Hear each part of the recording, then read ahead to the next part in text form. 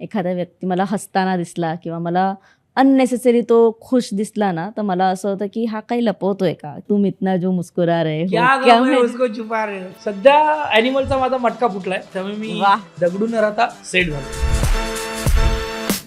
Animal नाटक हे connect होतं आणि नट म्हणून तुला अशी भूमिका मिळत असेल तर तुझ्यासारखी वेडी तूच ती भूमिका सोडशील.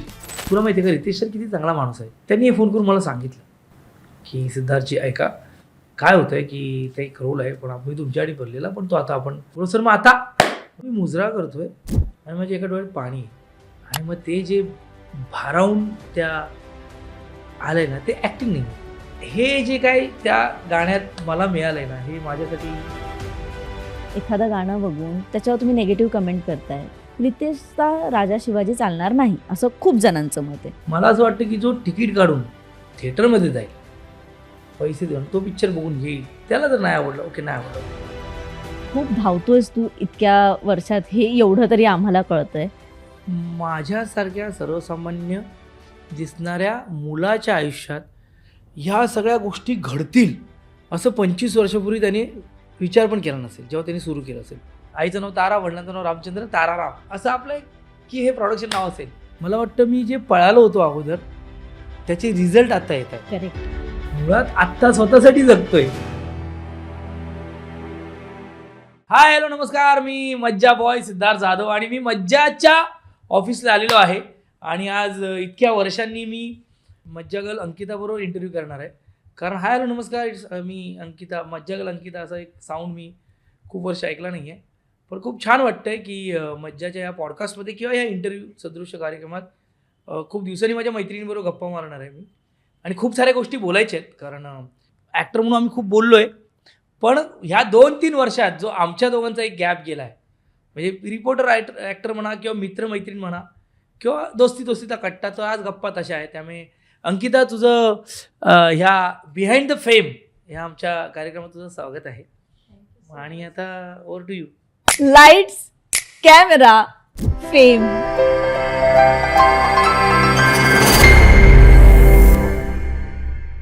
माझ्या आयुष्यात मी इतके इंटरव्ह्यू घेतले इतक्या कलाकारांचे इंटरव्ह्यू घेतले पण जेव्हाही मी सिद्धार्थ जाधव हे नाव वाचते बघते मी त्याला अनुभवते तेव्हा मला आनंद होतो आणि तेव्हा मला खूप भारी वाटतं की तो अभिनया व्यतिरिक्त तो कलाकाराव्यतिरिक्त माझा एक खूप चांगला मित्र आहे ज्याला मी कधीही फोन करू शकते. मला या इंडस्ट्रीमध्ये काहीही लागलं तर मला माहिती आहे की हा असेलच आणि हा मला मदत करेल.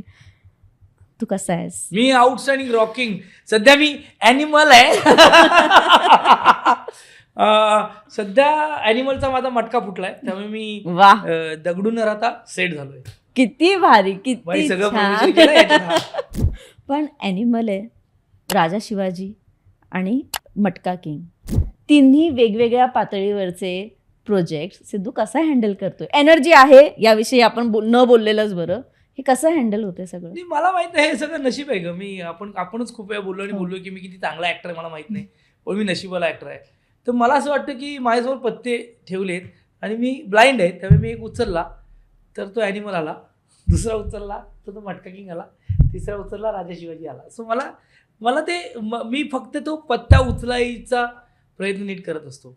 म्हणजे तिन्ही खूप वेगवेगळ्या गोष्टी आहेत, तिन्ही खूप वेगळ्या स्टोरीज आहेत.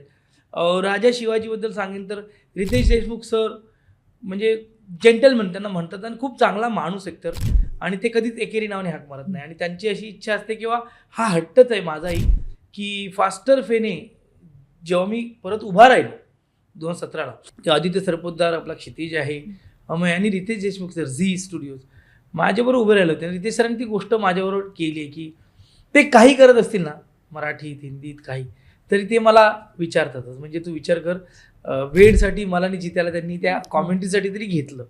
त्यांचा डिरेक्टर डेब्यू होता तो आणि राजा शिवाजीसाठीही त्यांना एका भूमिकेसाठी मी हवा होतो पण काय त्या भूमिका वेगवेगळे अभिनेते करतायत, मातब्बर लोक करतायत. पण मग सिद्धू कुठे हवा आहे तर मग निदान आपण गाण्यात तरी तो असायला हवा असा हट्ट त्यांचाही होता आणि माझाही होता. सो मला वाटतं आता थांबायचं नाहीच्या प्रमोशनला मी साताऱ्याला गेलेलो आणि मी प्लॅनच असं केलेलं की मी रात्री पहाटे पोहोचणार, क्षेत्रमाऊलीला शूटिंग होतं तिकडे ते शूट करणार आणि मग मी आता थांबायचं प्रमोशन करणार आणि पुण्याला जाणार. आणि मी ते केलं होतं, पण ज्या पद्धतीने ते गाणं आलंय बाहेर, अजय अतुल आणि आपले एम डिसूजा सर, संतोष शिवन सर कॅमेऱ्याला आहेत, आणि तुला आणखी काय पाहिजे. आणि त्यात म्हणजे ना, त्यात तो एक महाराजांना मुजरा करताना सिक्वेन्स एक छोटंसं, त्याच्यावर पण कमाल रिॲक्शन आहे. त्यामुळे खूप छान वाटतं. रितेश सरांसाठी नेहमीच मुंबई फिल्म्स कंपनी किंवा जेनिला मॅम किंवा रितेश सर यांच्याबद्दल वेगळी आत्मीयता, वेगळं प्रेम आहेच. त्यामुळे त्यांनी घेतलेली मेहनत, त्यांचं स्वप्न, आणि त्या स्वप्नात आपण कुठेतरी असण्याचा एक आनंद आहे. दुसरं म्हणशील तर दुसरंही स्वप्नच आहे. नागराज मंजुळे सरांबरोबर काम करायची इच्छा कोणाला नाही, आणि प्रत्येक वेळेला सरांना भेटल्यानंतर काहीतरी करू दाद्या, काहीतरी करू असं होतं, पण ती योग्य वेळ मिळत नाही. आणि एके दिवशी त्यांचा फोन आला, बरं नागराज सर मला सिद्धार्थ म्हणतात, सिद्धू कधी म्हणतात सिद्धार्थ, सिद्धू काहीतरी आपल्यात म्हणजे सिद्धार्थ, जरा येऊन भेटून जा, मी काहीतरी काम करतोय, फक्त एक ऑडिशन सदृश्य काहीतरी करूया आपण, मला तुलाच म्हणजे तूच दिसतोस मला, पण जी लोक आहेत. तेव्हा मला त्यांनी सांगितलं नाही की ॲमेझॉन आहे किंवा अशी सिरीज करतो आपण. मी आणि खूप वर्षांनी ऑडिशन दिलं यार, खूप वर्षांनी, म्हणजे मला माहिती नाही ऑडिशन काही दिलं आपण. मी गाडी काढून गेलो पुण्याला, त्यांच्या तिकडे, त्यांच्या ते नरेला राहतात ते, तिकडे गेलो. मग त्याने सांगितलं असं सीन आहे आणि आपण असं करूया, आणि मला दरदरून घाम, ते बनियान त्यांनी तिथे दिलं मला, आणि मी तो सीन केला ऑडिशनचा. मी त्यांना म्हणालो की दादा आपण म्हणजे सर कधी ऑडिशन केलं नाही सर ते. आणि मग त्यांनी सांगितलं की आता जेव्हा लुक टेस्टला आहे ना, तेव्हा फक्त लंगडण्याची एक प्रॅक्टिस कर, ओके, कुठल्या पद्धतीने करू शकतोस ते बघ करूया. आणि मग त्यांनी लुक टेस्ट झाली. मग लुक टेस्टला त्यांनी विचारलं मला काय आहे, तर असं केलं आहे. मग त्यांनी सांगितलं की बाई हे या पॅटर्नचं करूया आपण. आणि मग त्या तुला एक आपलं त्या दगडूला एक तो एक छान टोन मिळाला. आणि आता सिरीज रिलीज झाल्यानंतर ज्या पद्धतीची रिॲक्शन रिलीजसाठी आणि त्या कॅरेक्टरसाठी मिळते, तसं पाहिलं तर तसाच ऑफिशियली मटका की नंतरचा इंटरव्ह्यू मी तुला देतो पाहिजे. त्यामुळे खूप छान झालंय आणि लोकांना आवडतंय. बरं, OTT वर डेब्यू आहे माझा. आम्ही आतापर्यंत OTT हे माध्यम कधीच अनुभवलं नव्हतं, पण ते आता सिद्धार्थ रॉय कपूर, अश्विनी मॅम, आटपाट, नागराज पोपरा मंजुळे असं नाव, आणि विजय वर्मासारखा म्हणजे सई आहे त्यात, कीर्तिका कामरा, भरत सर आहेत, गिरीश सर आहेत, गुलशन ग्रोवर आहेत, गँग आहे की आपली लोक आहेत. त्यामुळे तो एक पत्ता खूप छान लागला आणि ते एक स्वप्न पूर्ण झालं, नागराज सरांबरोबर काम करायचं. ती एक संधी मी शोधत होतो. आणि तिसरं एक वेगळं स्वप्न पूर्ण झालं, ते म्हणजे आई वडिलांच्या नावाने प्रोडक्शन सुरू करणं. तर मी सगळी स्वप्नपूर्तीच आहेत. आणि नाटक करायचं ठरलं. करिअरची 25 वर्ष कंप्लीट करतोय, तर 25 वर्षात काहीतरी सेलिब्रेशन काय करू, तर नाटक करूया. मग महेश सरांनी सांगितलं आपण ते नाटक करू. मग महेश सरांनी सांगितलं की मी तुमच्याबरोबर अश्वमी थिएटर बरोबर मी पण निर्माता येऊ शकतो का. सर बोलले वाय नॉट. आणि लहानपणापासून माझी एक इच्छा होती की कधी असं आपण करूया.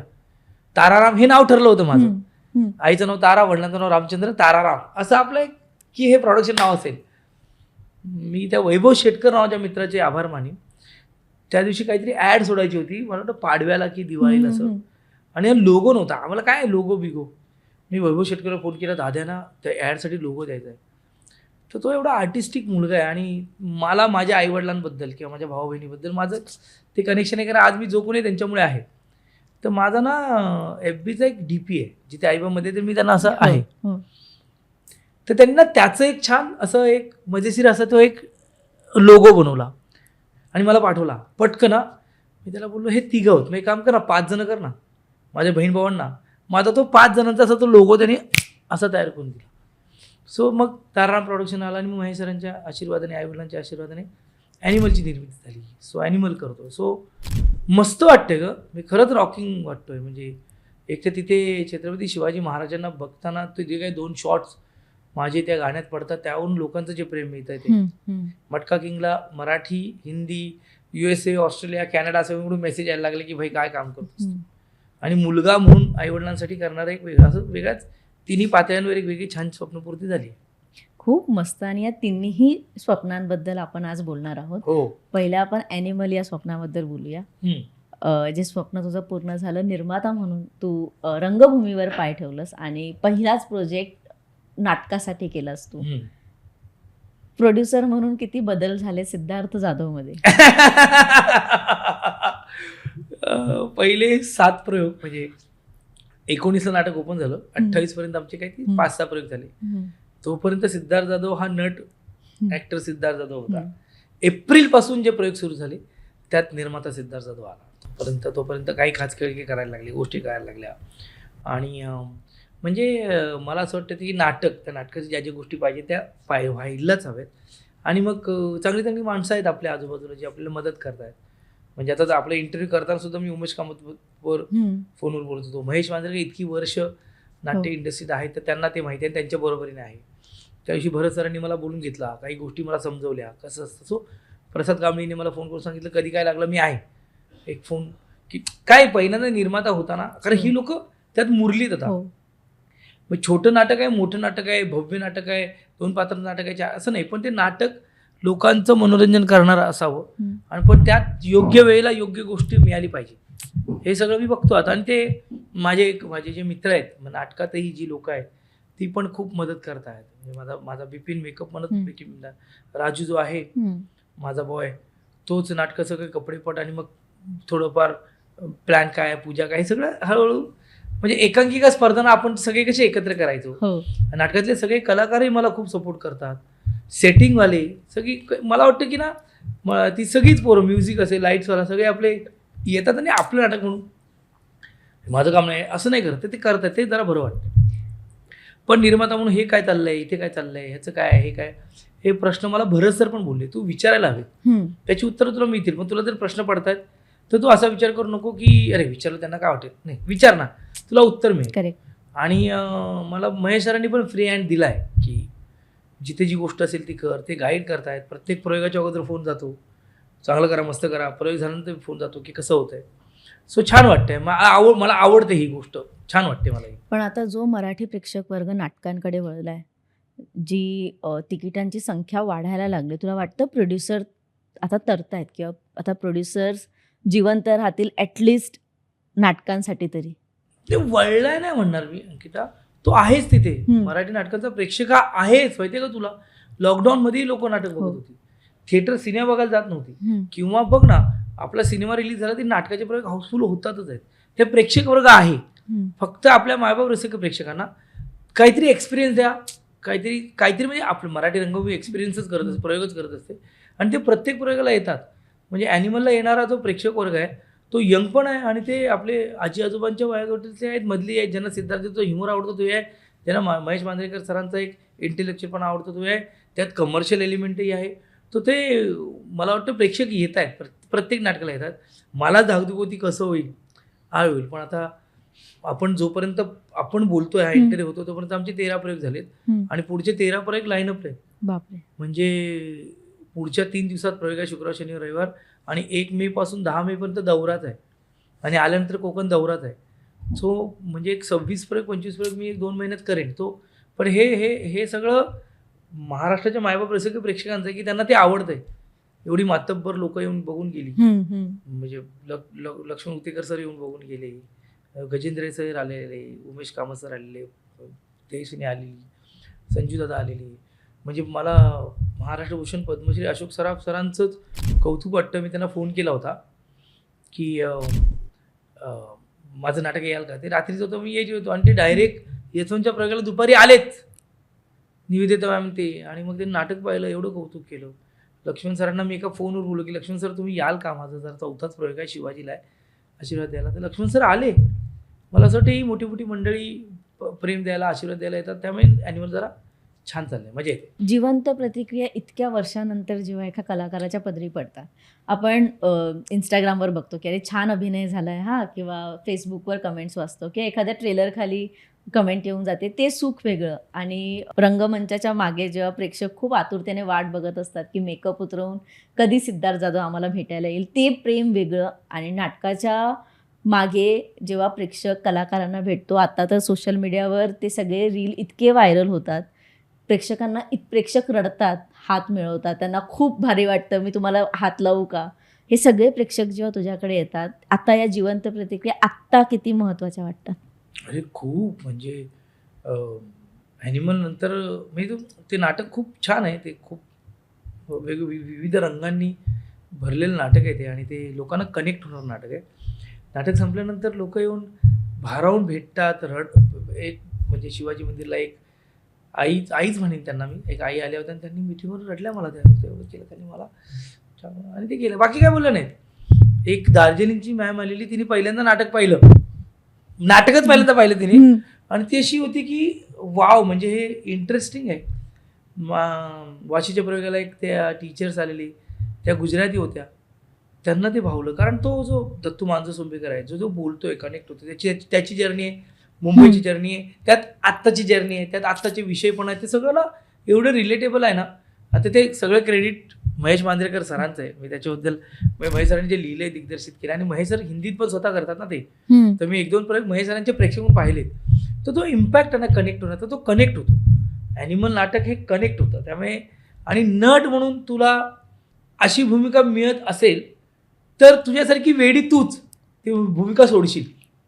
कोण नाही झडप घालणार अशा पात्रावर, जे पात्र तुला नट म्हणूनच काहीतरी देऊन जातं प्रत्येक प्रयोगाला. आणि मग मला असं वाटलं की मी सरांना बोलून, मी काय मला करायचं आहे, आणि सरांनी ते दिले, आणि ती आता माझी जबाबदारी की ते त्यांनी जे लिहिलं, दिग्दर्शित केलं, ते व्यवस्थित पोचवावं. आता हे 13 प्रयोगही खूप सुंदर, छान, इम्पॅक्टफुल, आणि तू म्हटल्याप्रमाणे प्रयोग संपल्यानंतर ज्या लोकांच्या प्रतिक्रिया असतात, मी थांबतो, मी त्यांना भेटतो. मला म्हणजे तसं ते असं नको, प्रत्येकजण येतो तो ना, त्यांना काहीतरी म्हणजे छान वाटतं काहीतरी त्यांना, की ते ना, हे जे आता जे ॲनिमलच्या माध्यमातून आपण पाहिलंय, मजा येते. खूप मस्त. जे दुसरं स्वप्न आहे मटका किंग, मी आजच एक आर्टिकल वाचलं महाराष्ट्र टाइम्सचं, ज्यात विजय वर्मा यांनी असं म्हटलंय की मला सिद्धार्थ जाधव सोबत काम करून इतकी मजा आली, त्याची कॉमेडी ऑन पॉईंट आहेच, पण तो प्रचंड संवेदनशील अभिनेता आहे. काय घडलं त्या सेटवर, कारण का इतके मातब्बर, सगळेच एकापेक्षा एक, म्हणजे जिथे नजर जाते तिकडे एक आर्टिस्ट ज्याने खूप काही करून ठेवलंय, त्याचा इतिहास खूप मोठा आहे, आणि तो प्रचंड छान काम करतो. त्यात सिद्धार्थ जाधव जातो, ज्याचा अभिनय इतका भारी आहे, त्याचा ऑरा इतका छान आहे, त्याला माहिती आहे मला काय करायचं आहे, आणि अशा कलाकाराकडून जेव्हा तुझ्या कामाची पोचपावती तुला मिळते, किती भारी आहे.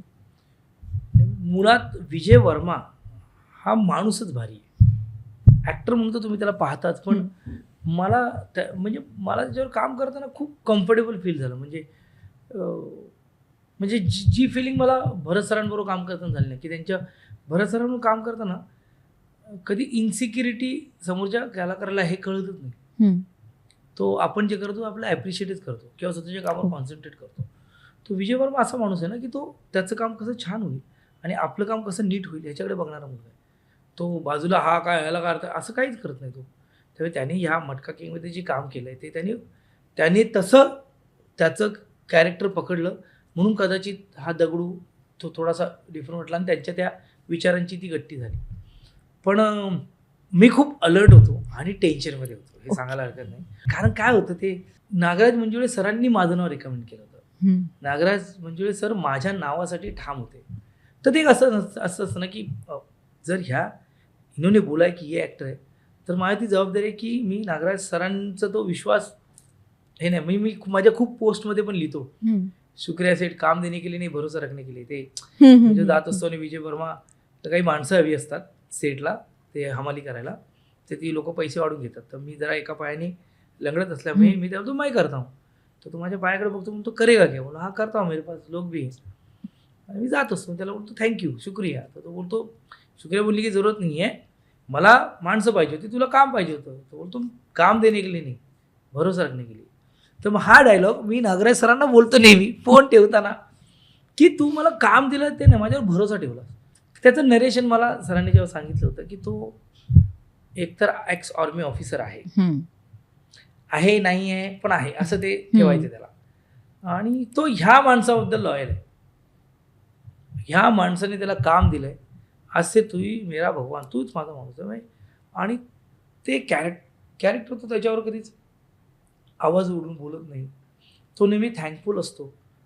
तो त्याच्या भावावर काहीतरी भडकेल, पण त्याच्या नावाबद्दल, त्याच्या कॅरेक्टरबद्दल, त्याच्या चर्चेबद्दल तो नेहमीच अदबच आहे. कारण त्याने आयुष्यात तो माणूस आहे ज्याने त्याला उभं केलं आहे, तो माणूस आहे ज्याने त्याला तो बोलला की मेरे को आग लगाना है तो लगा दो, एक पूज मेरी भी, म्हणजे तुझ्यावर आहे मी. तर ते कॅरेक्टर समजतात नागराज सर. म्हणजे मला नागराज सरांनी टोनच सेट करून दिला. शुक्रिया सेठ, काम देने के लिए नहीं, भरोसा रखने के लिए. तर मला नागराज सर बोलू सहज जाऊ दे, सहज जाऊ दे, सहज जाऊ दे. तो थँक्यू, मला तुम्ही ते. आणि तो कामाला गेला. त्याला काही अंडरलाईन करायचं नाही. मग तो सूर जो होता ना, तो अख्ख्या सिरीजभर मी तोच सूर पकडला की मी त्याला चीड येते, सेट को टाइम किधर आहे, तो बोलतो पण तो त्याच्यात आहे. तो ब्लास्ट होतो फक्त शेवटी फेस ऑफला, जिथे तो पहिल्यांदा त्याला ब्रिज भट्टी म्हणून हाक मारतो. तू बघत असशील तर त्याचा ग्राफ की त्याची चिडचिड जे काय ते सुलभा ह्या होत्या करून, पण ते कॅरेक्टर ते संवेदनशील. मला असं म्हणायचं की ते विजय वर्माचं मोठेपण आहे. तो माणूस खूप मस्त आहे, ॲक्टर कमाल आहे, को आर्टिस्ट सुपर्ब आहे. मला एकाही पर्सेंटने असं वाटलं नाही की इन्सिक्युरिटी आहे किंवा हा मला दाबतोय किंवा ह्याचं काहीतरी नाही नाही नाही नाही नेवर नेवर. तो बिचारा त्या, आणि बाकी आम्ही ऑफ रेकॉर्ड काही टाइमपास करता आला. भरत सर होते, भरत सरांचं काही सीन नाटकात सांगितलं, माझ्या नाटकाला बोलवतो असं होतं.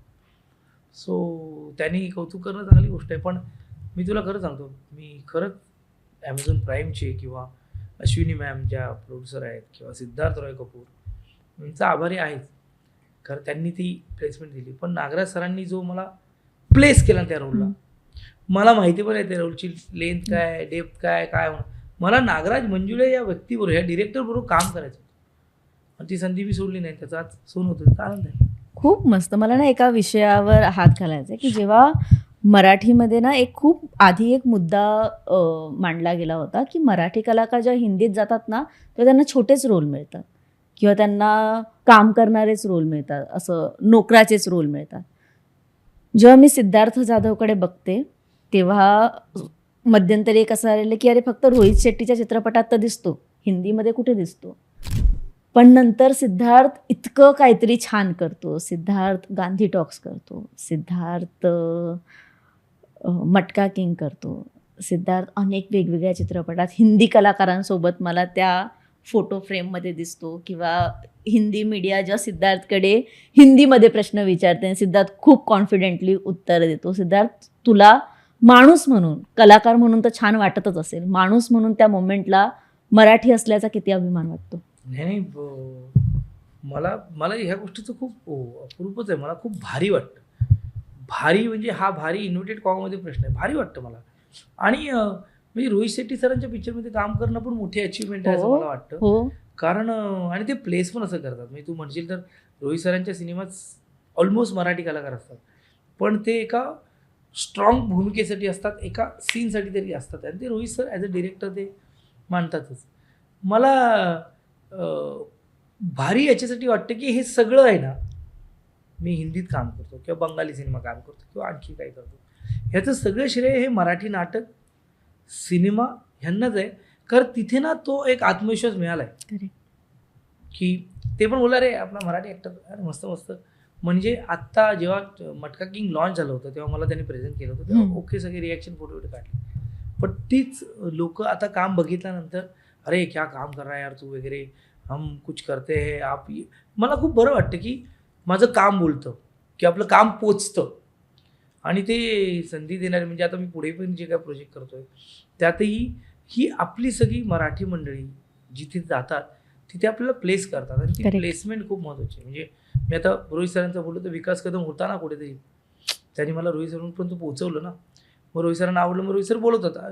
त्यांनी नाही बोललो तरी मला माहिती आहे ते आपल्यावर नजर ठेवून असं काहीतरी छान होणार. राधे केला होता तेव्हा म्हणजे तेव्हा तो असोसिएट डिरेक्टर होता तो राधेचा, तेच सिद्धार्थ जाधव. आणि मग मी तो राधे केला. मग सलमान सरांबरोबर काम करायला कोणाला मिळालं, आपण केला, एअरफिल्म केली. पण तिथे कोणतरी मराठी कनेक्ट होता की जोला सिद्धार्थ जाधव करेक्ट अच्छा आहे. इथे आता क्षितिज पटवर्धन पण मला खूप मदत करतो.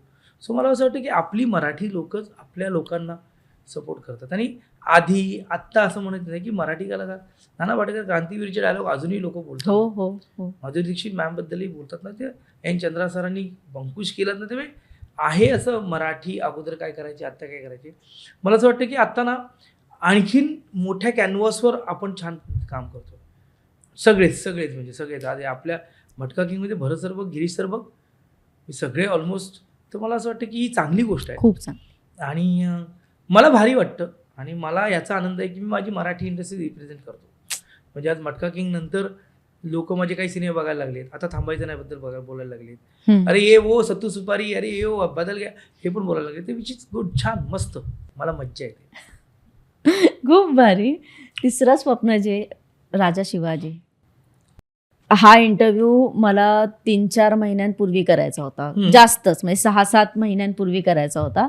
पण यांचे जे मॅनेजर आहे स्वप्नेश, त्यांनी नाही सर बिझी आहेत, सर बिझी आहेत, सर बिझी आहेत, सर बिझी आहेत. म्हटलं काय करताय सर तुमचे, बिझी आहेत बिझी आहेत, नाही माहित नसतं की सर काय करताय, नाही तुला कळेल, नाही तुला कळेल कळेल.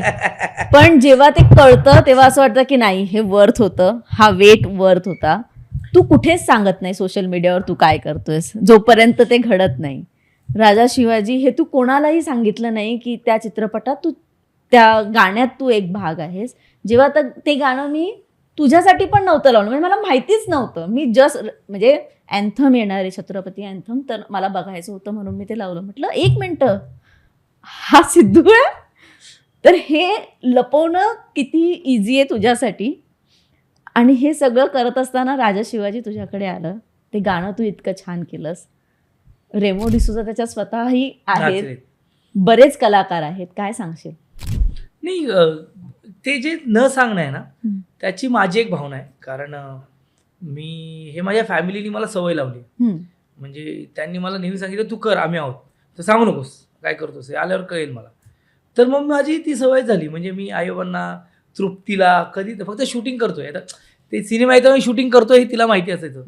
पण माझी धारणा आहे जोपर्यंत येत नाही किंवा ऑफिशियली अनाऊन्समेंट होत नाही, म्हणजे मटका किंगची ऑफिशियली अनाऊन्समेंट झाली होती की नागराज मंजुळे करतायत आणि सिद्धार्थ जाधव आहे, ही झाली होती ऑफिस, म्हणून मी त्यातल्या मटका किंग बद्दल सांगत होतो की आता ऑफिशियल झालं. नाहीतर मला असं वाटतं ते येऊ दे, ते जेव्हा येईल. म्हणजे 1000 वेळा शोले पाहिलेला माणूस ह्या सिनेमाची लई वाट बघतो मी, पण तो येत नाही. पण तो जेव्हा येईल मला माहिती आहे लोकांना ते छान वाटणार आहे.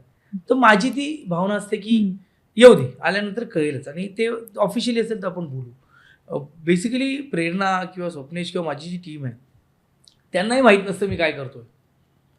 मी ऑफिशियली कनेक्शन त्यांचं आहे ना की बाकी सर तिथे आलंय, जरा काय करायचं, 1 मिनिट मी आहे कुठेतरी, सर सांगा कुठे, सांगतो, फक्त सांग नाही आहे, किंवा मग तिलाही नाही सांगत, किंवा स्वप्नील नको माझं होऊ दे मग सांगतो. तसं ती एक माझी एक धारणा आहे वेगळी, म्हणून मी सांगत नाही. कारण आल्यानंतर लोकांना सरप्राईज होतं. आणि राजा शिवाजीबद्दल म्हणशील तर मी म्हटल्याप्रमाणे रितेश सर, आणि ते अगोदर एक रोल करणार होतो, तो रोल नाही झाला.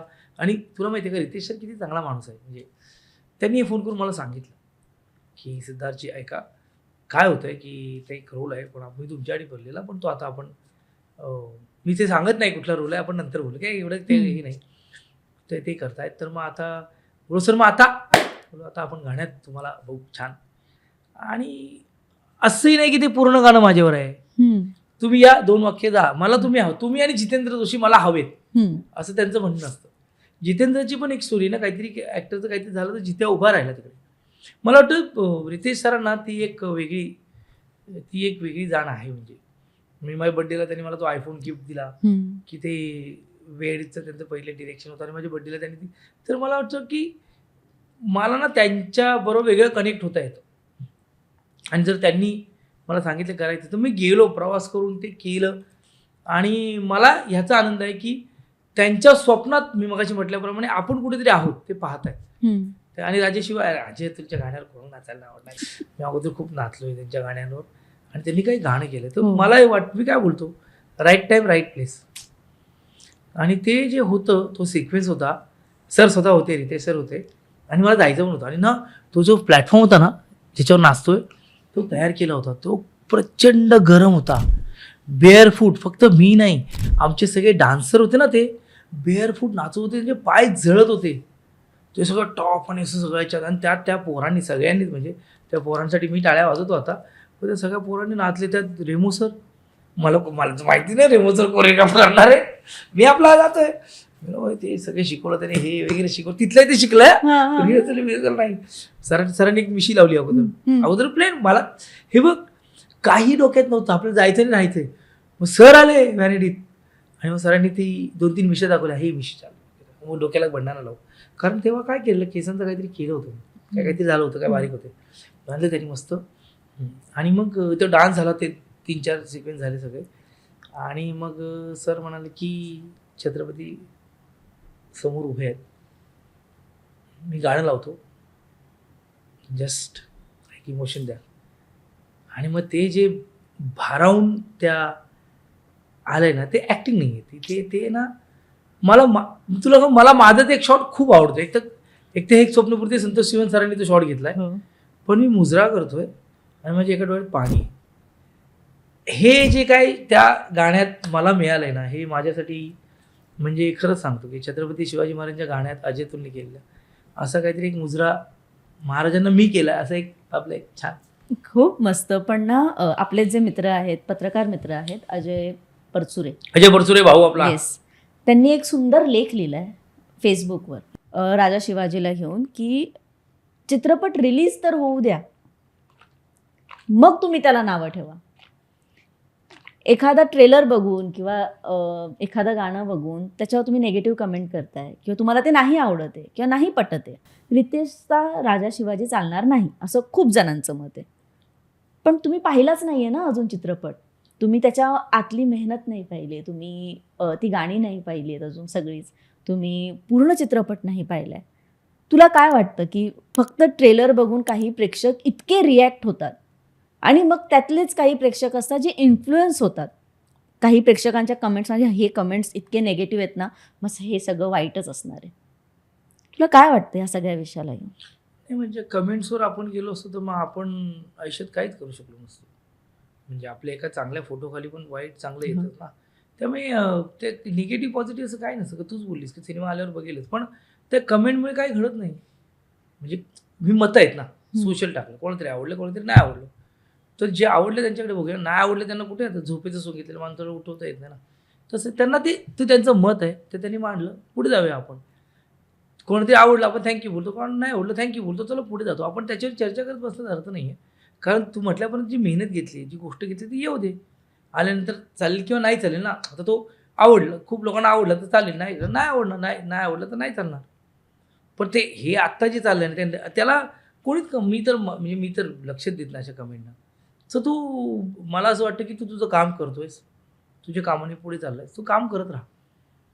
एक खूप त्या पर्टिक्युलर सिनेमाबद्दल काय, रितेश सरांचा सिनेमा आहे, छत्रपती शिवाजी महाराजांबद्दल सिनेमा केलेला आहे, तर तो सिनेमा येऊ दे. तू म्हटल्याप्रमाणे तो कसा झालाय बघा, आपण त्याच्यावर बोलू. पण ह्या कमेंट्सबद्दल आपण जास्त रिॲक्ट करण्यात काय अर्थच नसतो. तुला मला असं वाटतं की त्यांनी त्यांचं मत म्हटलं गेलं पुढे, त्यांना नाही आवडलं, ओके, त्याला आवडलं त्याला. आणि मग तुला माहिती आहे का, आपण म्हणजे खूप वेळा होतं आपलं काही नसतं, आपण आपलं काम केलं, आपण ते प्रामाणिकपणे, हे सगळं का होतं, आपण मायबाप रसिक प्रेक्षकांचं मनोरंजन करावं म्हणून होतं.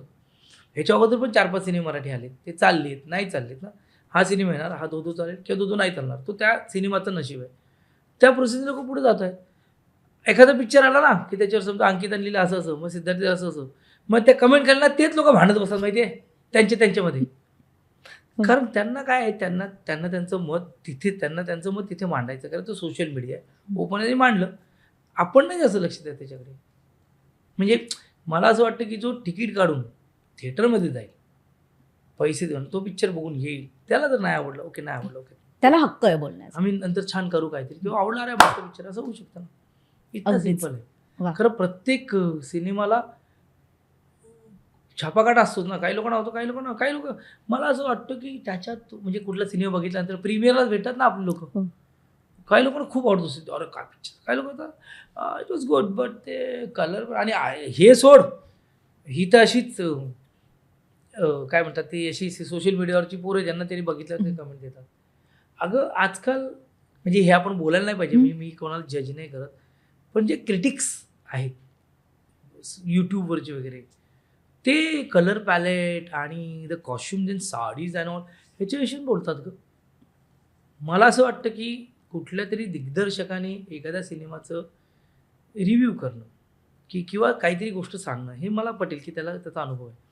काही लोक येतात की नाही, मी आता रिव्ह्यू करायला सुरुवात केली यूट्यूबवर, मी पिक्चर बघून आले किंवा पिक्चर बघून आलो किंवा आम्ही पिक्चर, कारण ते खूप लोक करतात, आणि मग आम्हाला छान वाटलं, मस्त वाटलं, छान वाटलं, आणि आम्हाला हे त्यांनी असं केलं तसं केलं असं असं ते बोलतात. तर मला कधी कधी ते असे लिंक येतात ना नाटकाचे, सिनेमांचे रिव्ह्यूसाठी. चांगलं बोलतं नटाला आवडतंच, वाईट बोललं तरी नटाला आवडतं, कारण आम्हाला पण आमची पण ते कुठल्या पद्धतीने मांडताना हे पण खूप महत्त्वाचं. काय काय वेळेला ना सूरच निगेटिव्ह असतो, करेक्ट. म्हणजे ते सूरच असे करतात. तर मला असं वाटतं की ओके फाईन, हे त्याचं मत आहे, हे त्याच्या मताने काही सिनेमाला म्हणजे काय असतं, त्यांनी जर चांगलं बोललं तर फक्त प्रोड्युसर काय करतो, प्रमोशनसाठी वापरेल, 3 स्टार दिले 4 स्टार दिले. पण जे ॲक्च्युली लोक खरंच 30 रुपये 40 रुपये 50 रुपये 150 रुपये ते 1000 रुपये तिकीट करून जातात आणि ते येऊन बोलतात नाही नाही यार थोडा आणखीन चला व्हायचं होतं, तर आपण समजू शकतो, मी प्रयत्न करू शकतो. एवढंच माझं म्हणणं आहे. खूप त्यात मला मस्त. काय कोणाला दुखवायचं नाही, काही नाही. अगदीच. प्रत्येकाच्या मताला एक व्हॅल्यू आहे. पण अजयने म्हटल्याप्रमाणे पिक्चर येऊ दे तरी, आणि तुम्ही तिकीट काढून जा. तुम्ही काय केलं, तुमचे पैसे खर्च केले, वेळ खर्च केला, मग तुम्ही बोलू शकता नाही यार मला नाही मजा आली असं. करेक्ट. क्रिटिक्स लोकांचं जाऊ दे, छान आहेत, सगळे मस्त आहेत, त्यांची मतं आपापल्यामध्ये मांडतात, ते मला जाम मजा येते. ते जे कॉमेडी क्रिटिक्स असतात ना, हां, ते मला जाम ते खूप छान मजा घेत करतात ना, ते आवडतं मला. खूप भारी. पण सगळ्या तीनही स्वप्नपूर्तींबद्दल आपण बोललोय, पण त्याच्या पलीकडे काय चालू आहे सिद्धू? म्हणजे खूप धावतोयस तू इतक्या वर्षात, हे एवढं तरी आम्हाला कळतंय की प्रचंड धावतोय. आता तो कोणापासून धावतोय, कशापासून धावतोय, कशासाठी धावतोय, हा प्रश्न वेगळा. पण आता कुठेतरी असं वाटतं की थांब, आता जरा स्वतःसाठी वेळ देतो किंवा आता स्वतःसाठी जरा जगतो, असं कधीतरी वाटतं? मुळात आत्ता स्वतःसाठी जगतोय. म्हणजे माझा जो स्पीड आहे आत्ता, मी धावत नाही, मी पळतोय. आणि मला असं वाटतं की मला ते घोड्याच्या कानात वारं गेल्यानंतर घोडं कसं पळतं, ते मला ते आवडते वारं, तर मी पळतोय मी. पण खऱ्या अर्थाने सांगू ना, तर मी तिथेच आहे आता ना, ते हे पळतंय फक्त.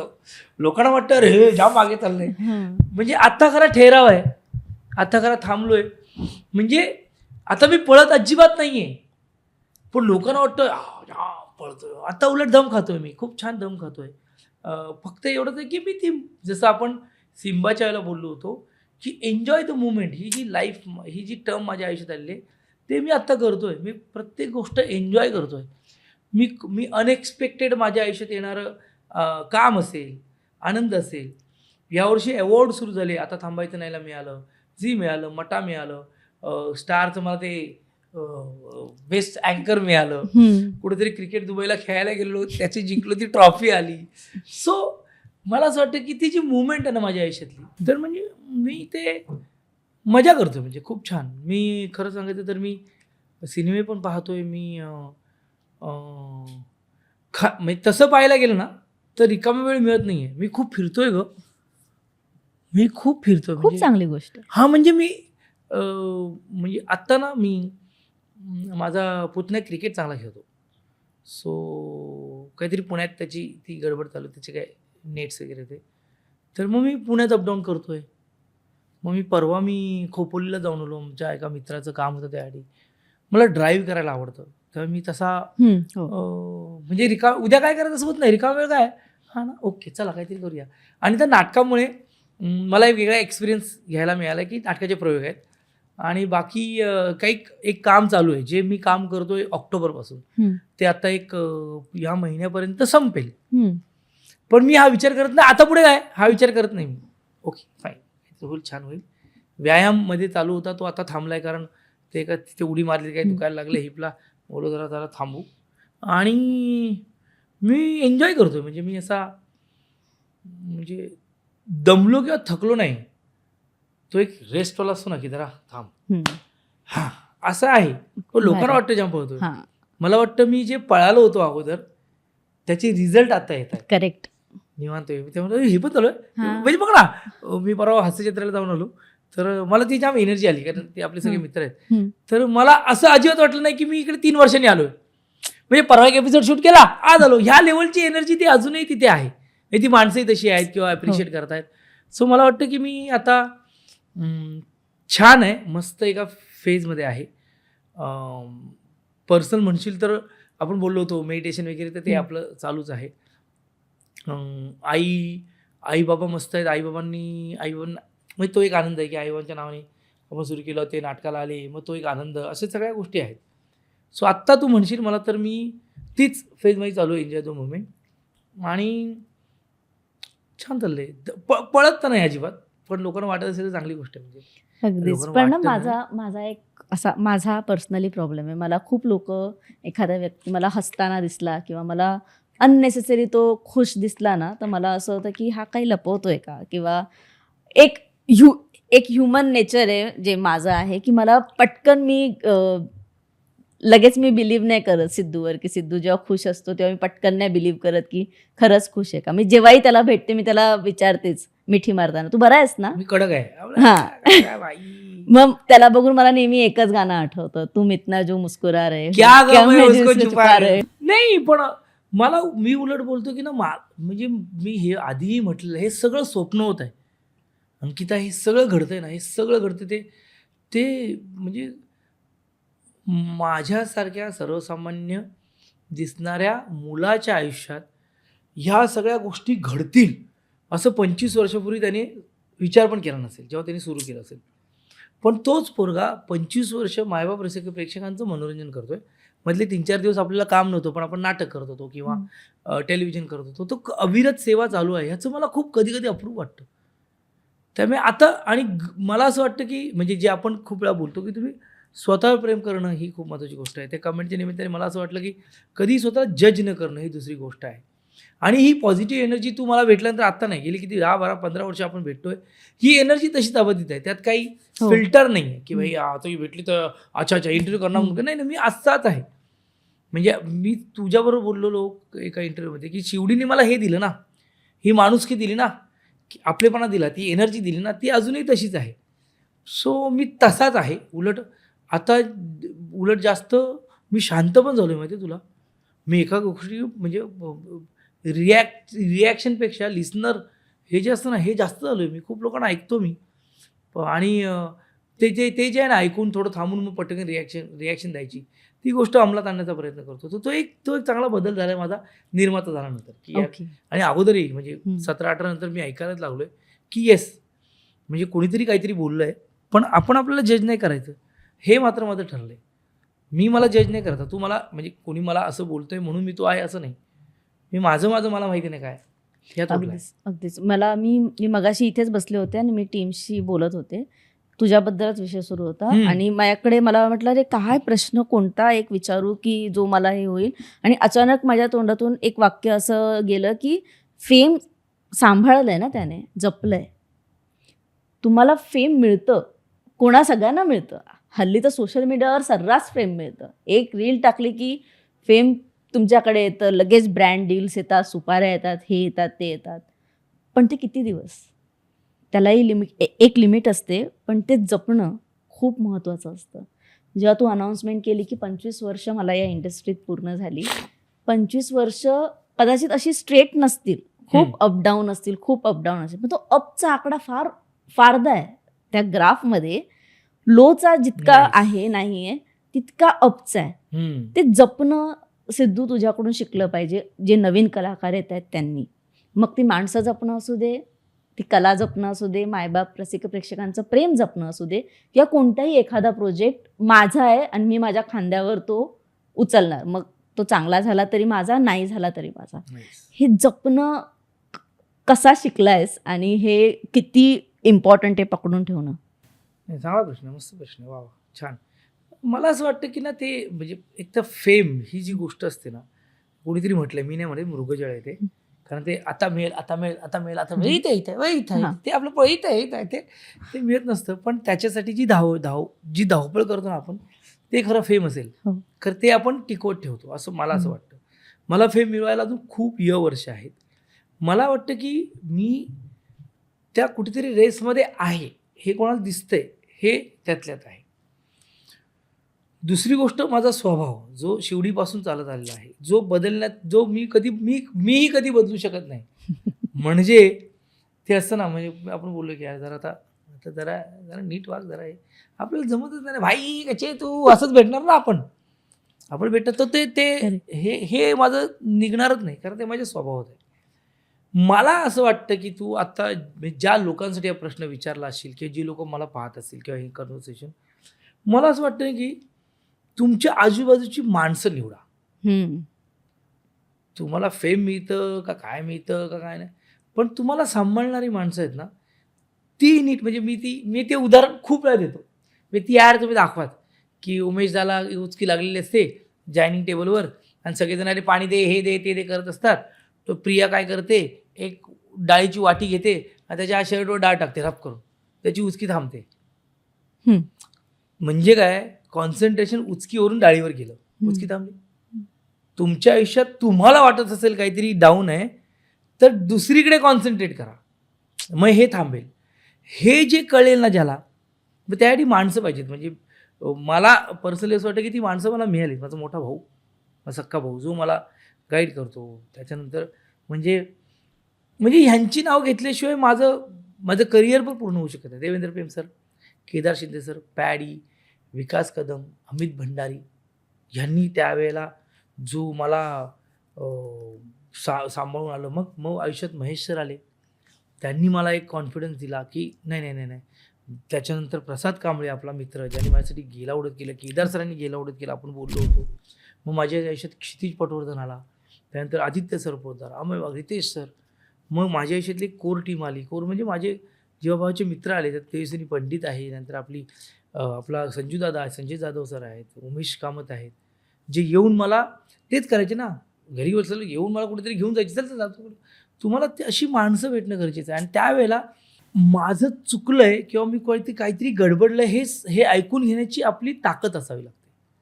त्याच्यावर आपण नाही मी तर राईट आहे असं कसं होईल. तर मला असं वाटतं की जो काही डाऊन असेल, अपडाऊन जो डाऊन तुमच्या कुठल्याही पद्धतीचा असू शकेल, पण तुम्हाला भरत जाधव सर, अंकुश दादा यांची नाव कशी विसरू शकतो मी, कारण ते मला पदोपदी गाईड करत असतात, पदोपदी की असं होईल, हे बघ, ते बघ, ते बघ. सो मला असं वाटतं की ही लोकं तुमच्या आजूबाजूला असणार, ती लोकं तुम्ही निवडणं.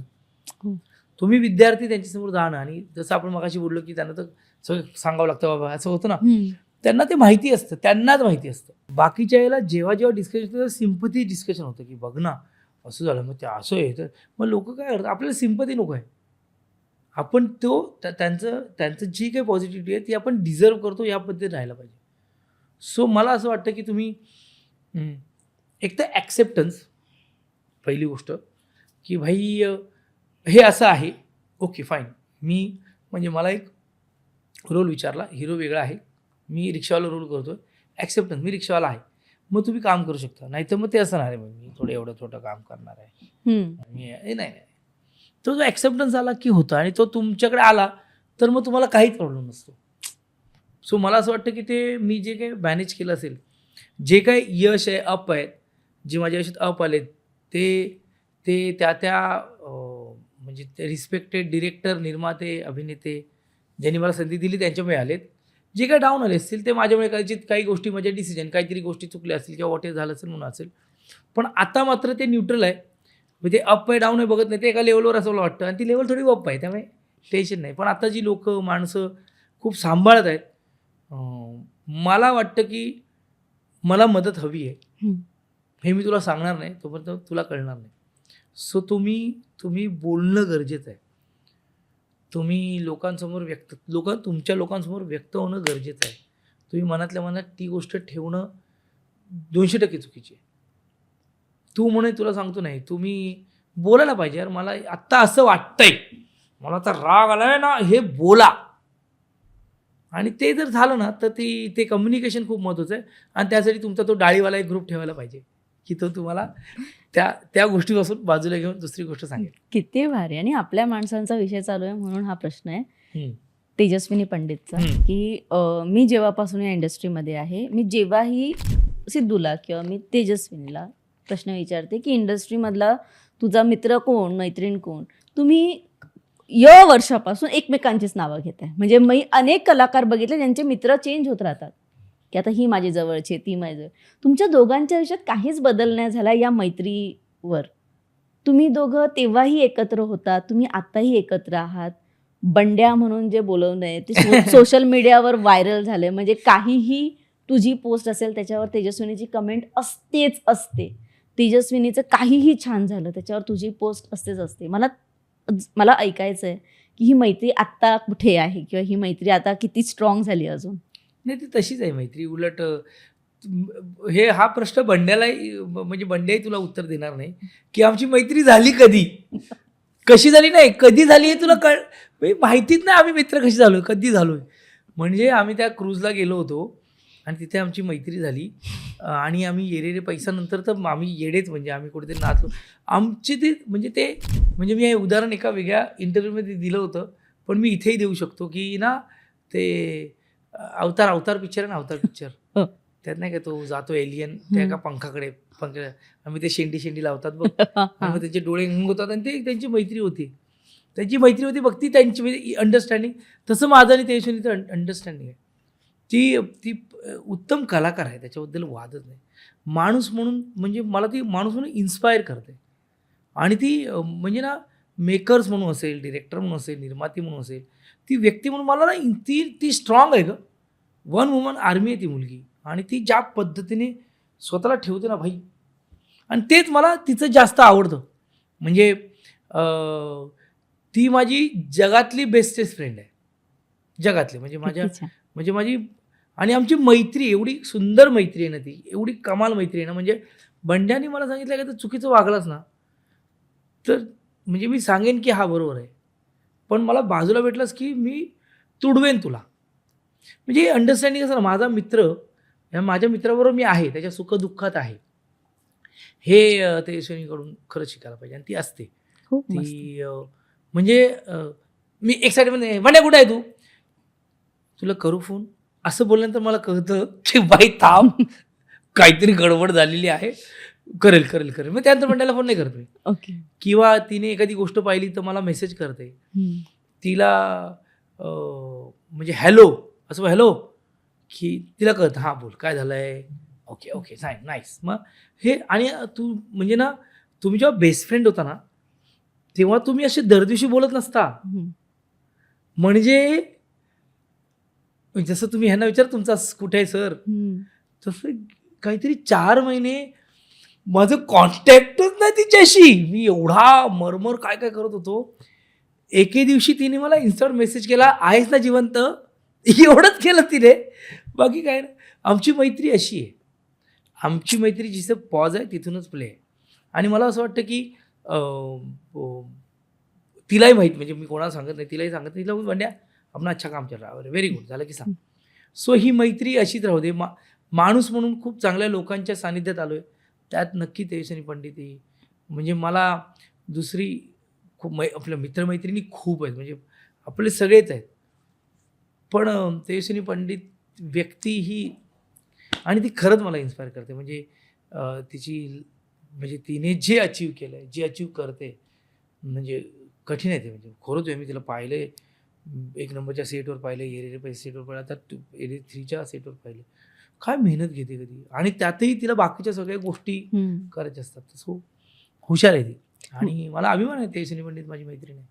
आम्ही तेजस्विनी पंडितच्या ऑफिसच्या टेरेसवर गप्पा मारत होतो, तेव्हा मला सिद्धू एक वाक्य बोललेला की मैत्रीण ठेव आयुष्यात.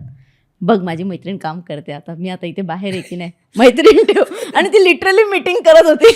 आपलं नाही, पण ती हुशार आहे, कारण ती आता ज्या पद्धतीने कामं करते ते खूप छान आहे. सो अशी असे व्यक्ती तुमच्या आयुष्यात असायलाच हवेत. मी तुला खरं सांगतो, महेश सर, केदार सरांचं नाव घेतो, देवेंद्र सरांचं नाव घेतो, मी संजू सरांचं नाव घेतो, क्षितिज पटवर्धन जास्त सांगत नाही, पण तुला माहिती आहे का, मी कधी त्याला फोन करतो डायरेक्टली, हे बा असं झालं तर तो मला 2च प्रश्न विचारतो, सर ह्याने तुम्हाला काय फायदा आहे, समोरच्याला काय फायदा आहे, असं आहे, मग तुमचं ठरवायचं, मी काय प्रॉब्लेम नाही. तुम्हाला कोणतरी व्यक्ती पाहिजे जिच्याशी तुम्ही बोलू शकता. मी म्हटल्याप्रमाणे आता मी उमेश कामताशी बोलत होतो, भरत सरांशी बोलत असतो, अंकुशदाशी बोलत. मला वाटतं ही, आणि असं नाही की ते आत्ताचे आहेत माझ्याबरोबर, माझा तो 25 वर्षाचा प्रवास या लोकांनी पाहिलाच आहे. सो मला वाटतं त्यांना जास्त माहिती आहे. अमित भंडारी, तर त्याला सांगितलं दादे असं झालं, ओके, मग तो सांगणार काय ओके नो प्रॉब्लेम, चला हो जाईल. तर मला असं वाटतं की मला जे ऐकायचं हे लोक सांगत नाहीत, जी सिच्युएशन आहे ते मला सांगतात, आणि ते महत्त्वाचं असतं. करेक्ट. सांत्वन हे नाही रे असं नाही, ही प्रॅक्टिकलिटी आहे, म्हणून हे झालं नाही की हे झालंय, चल पुढे. तर हे जे आहे ना, हे खूप महत्त्वाचं आहे. खूप मस्त. म्हणून मला सिद्धूसोबत ह्या आमच्या फार बेसिक खूप आज सगळे फक्त माईक आहे, बाकी सगळं सेम आहे. आहे. सिद्धू, एक शेवटचा प्रश्न. विचार. पुढच्या 5 वर्षात सिद्धार्थ जाधव स्वतःला कुठे बघतोय? चांगला प्रश्न, अजून एक चांगला प्रश्न आहे, कारण हे मी फास्टर फेनेपासून करत आलोय. मी फास्टर फेनेपासूनच 17 ते 22 काय करेन, 22 ते 27 काय करेन हे करत असतो मी. सो 17 ते 22 मध्ये मला तो कॉन्फिडन्स मिळाला होता, जिथे मी ठरवतो होता 22 ते 27 मी छान छान कामं करणार, आणि ते मी करतोय. सो मी 27 पर्यंत तरी छान छान कामं करणार एवढंच बघितलेलं आहे.